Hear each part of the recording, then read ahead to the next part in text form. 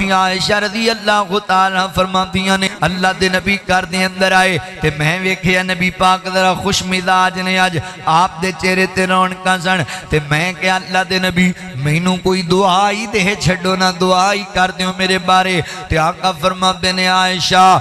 नबी पाक दुआ की अल्लाह आयशा दे पिछले गुनाह भी माफ कर दे, आयशा दे अगले गुनाह भी माफ कर दे, अल्लाह आयशा दे ज़ाहरी गुनाह भी माफ कर दे, ए बातनी गुनाह भी माफ कर दे, यानी तन्हाई दे गुनाह भी माफ कर, मजलिस दे गुनाह भी माफ कर। अल्लाह अकबर। अम्मी आयशा फरमाती हैं नबी पाक दुआ दी